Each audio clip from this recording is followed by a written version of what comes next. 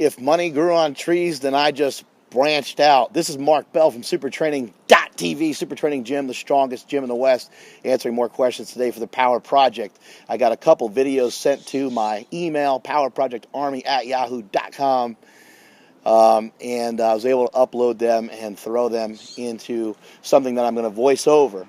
But as a special treat to the Power Project Army, to all of you out there, all my fans, all my peeps, all the nearly 3 million views that we have now and 7,500 subscribers on the Power Project. I'm going to also share some uploaded footage with you guys from the backyard beat of the century. I have video of Brandon Lilly, Eric Lillibridge, Ernie Lillibridge, Ernie Lillibridge Sr., along with Pete Rubish, Vince Urbank, Brent Willis. So it's a star-studded lineup, but you're going to see 3 individuals that are more on an amateur level, and you're going to see a couple or several individuals that are on a pro level. And there's some things that are common amongst anyone that lifts big weights, and there's some things to avoid as well. And I will review all that in these videos. I'll stick them into the coach's eye, I believe, or I'll just voice them over in iMovie. But some of the common themes you're going to see are that the hips are lower than the shoulders for nearly every guy. Some guys are getting a little roundy because some guys are pulling some big weights. And another thing is that each guy has his own way of coming onto tension to the bar. Some guys come on to tension kind of by yanking the bar, which is not always preferred, and it's not something that I like to teach newer individuals. So what I want you guys to see, and I want you guys to understand, is that there's certain things that apply to newer lifters, and there's certain things that apply to professional lifters. These professionals, these pros, these are guys who've been at it for a decade, and perhaps 2 decades in some cases. Some of these guys are very young. But just because they're young doesn't mean they haven't been in the game for a long time. They may have been around for 10 years. At 23, 24 years old, someone like Eric Lillibridge, I believe that's about how old he is, he's already been lifting since he was like 12 or 11.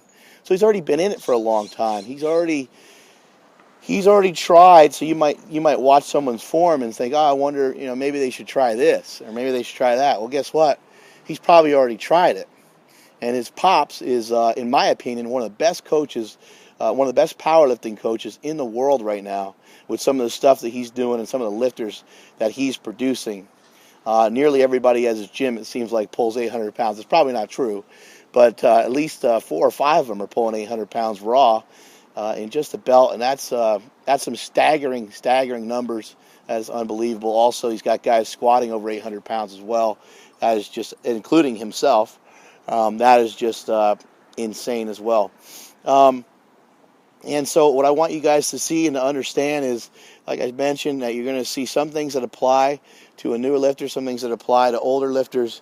Newer lifters, I don't believe you should yank on the bar until you started to develop some form and some explosive power, and then maybe you could kind of develop your own technique. But remember, Power Project Army, the whole part of the Power Project itself is to empower you with information that you can then take for yourself and apply to yourself. And what you end up with is a combination of what the people's coach is trying to preach to you and what actually works for you. So enjoy the video. I'll check you later. This Coach's Eye special is brought to you by RogueFitness.com. So check out the form here by Christian going for a 600-pound deadlift. See how he rolled the bar into himself. Pretty good form, but I'd like to see him use his quads more. Let's back that up a little bit.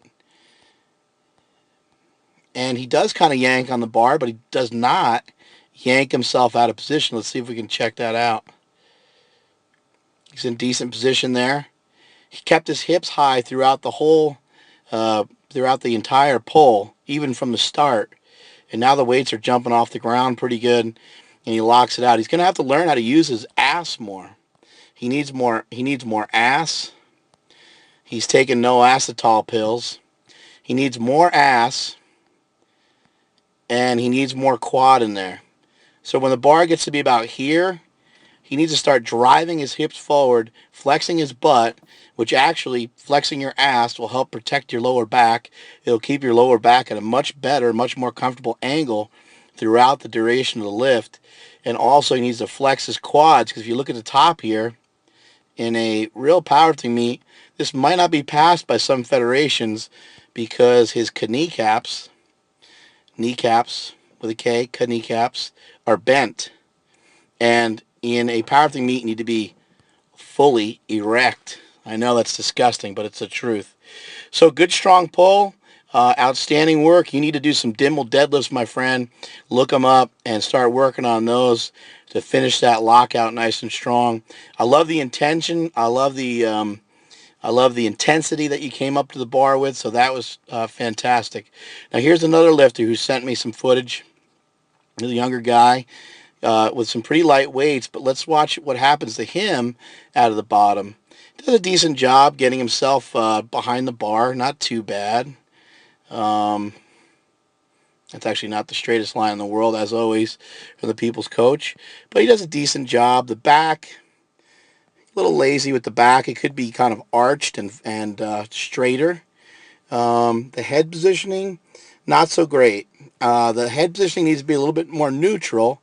If that head positioning is more neutral, I guarantee you this would be easier to lock in. So let's check and see what happens to this guy. First thing that happens, he shot his butt up in the air a couple of feet, didn't he? So the best way to avoid that is to simply start to lift out with your hips a little higher. Hips higher, head more neutral. And then also, he pulls himself out of position, kind of yanks himself out of position. He wasn't tight. He didn't pull the slack out of the bar very good. It kind of shifts his body this way and puts more weight over the barbell and more weight out in front of the barbell. And you want to try to get as much stuff back behind here. Bam, pow, whap, right? So let's see some other lifters and what they do and their execution.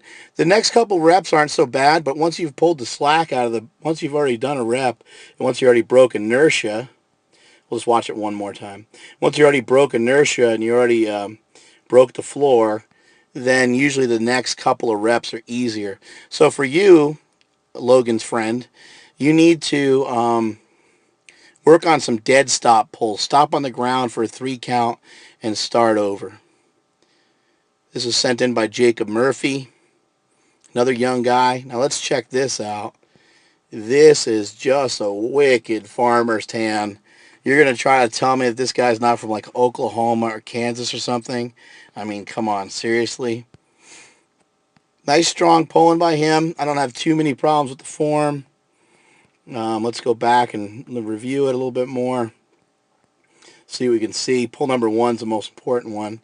So let's watch that one again.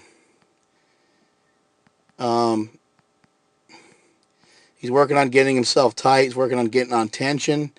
Pretty good job there. And again, I think if we go with a little bit more neutral head straight ahead, I think you can actually straighten out the back more and have the hips come down a little bit more and be in a slightly better position than he is right here. But for him, he's going to have to work on flattening out that back. So some stiff-legged deadlifts would be highly recommended to you. Here's a look now at some professional lifters, some cream of the crop lifters that were lifting at the backyard meet of the century. And these guys are just outstanding pullers. But I want to show you guys is amateur lifters should not try to mimic pro lifters all the time. It's something that's acquired over a long period of time. These guys have been lifting for decades, in some cases 2 decades. So let's watch Baby Slayer. Keep in mind, most of these guys are lifting right around 800 pounds. Baby Slayer, holy shit. Look at him shift himself into position there. That is just unbelievable. I don't even know how a guy that big does that. I certainly can't do that. And that is just amazing. Now let's watch the speed at which he rips this weight off the ground. Look at that. Unbelievable. I'd love to see this kid, hopefully one day pull 900 pounds. back's rounded in the beginning. He shifts everything down, and look at that move he did with his shoulders. Who saw that? That's just a thing of beauty. Let's watch that again. Pulls his chest up right here. Look at that. He pulls his chest up, and bam, he gets on that bar. But it's not only until he's in position. He's patient. He's a pro. He knows what he's doing. He knows what he's doing with big weights. He knows how to rip big weights off the floor. Now, I would say that amateur lifters and intermediate lifters should follow some of what Baby Slayer's doing there. However, you got to realize Baby Slayer's pretty tall and he's got some lanky arms. And I think that form was good, though, because he did get his quads into it. He does flatten out his back pretty well. But some of these other guys, they'll yank the bar with a lot of violence, which you're going to see here from Vince Urbank. Vince Urbank, by the way, is about 6'6". Check out the speed on this. This is 804 from what I remember. If I remember correctly, I should say.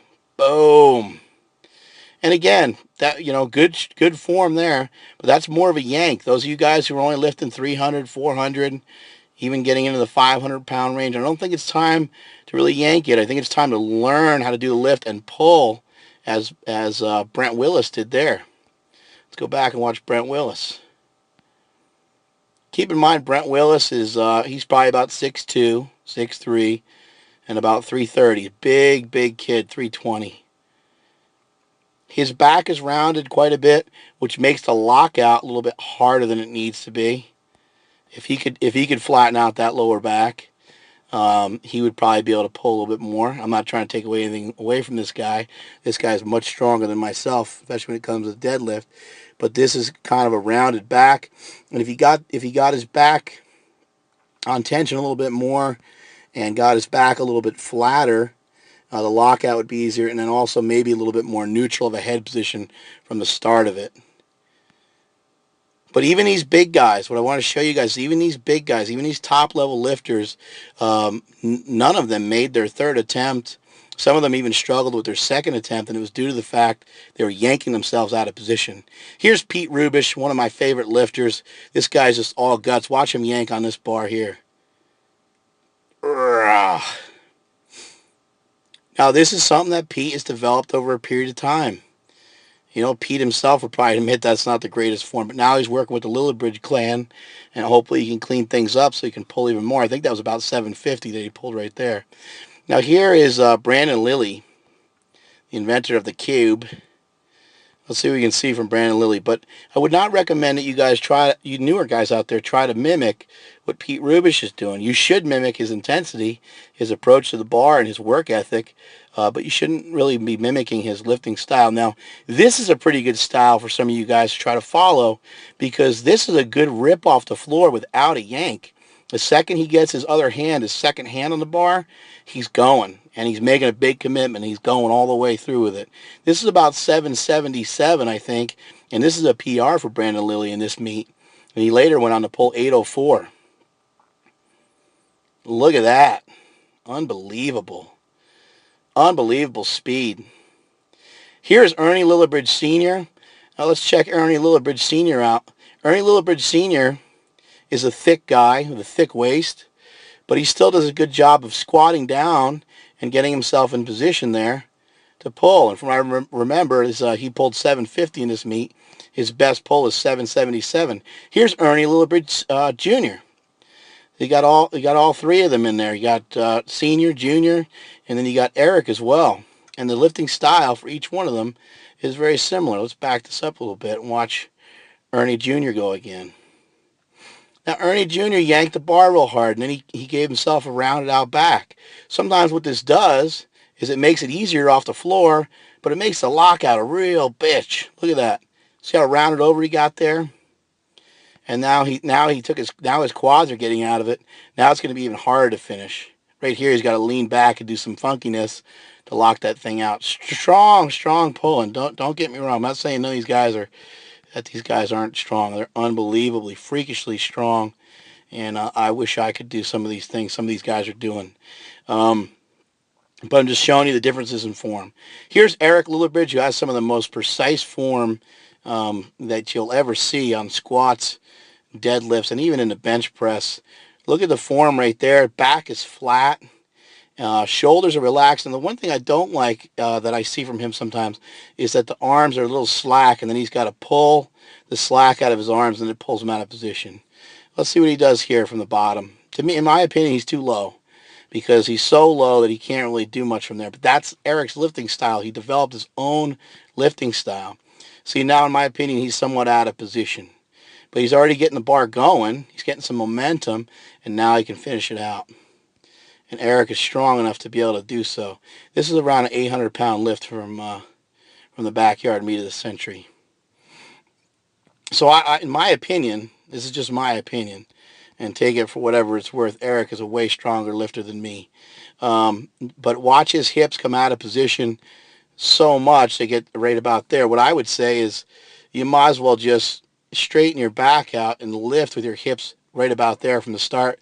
That way, your knees are already out of the way, and you have clearance for that barbell to come straight up. And we're going to finish out with Vince Urbank, this monster. This guy doing a double overhand with 870 pounds. Now, the backyard of the meet of the century was special. Look in the background. You see Eric Lillibridge Jr., Eric Lillibridge Sr., Ernie Jr. and Ernie Sr., and Eric Lillibridge. And you also see Brent and Lilly back there, along with Dan Green. A lot of great lifters in the background. And look at that strong pull, an 870-pound pull. And that is it from supertraining.tv.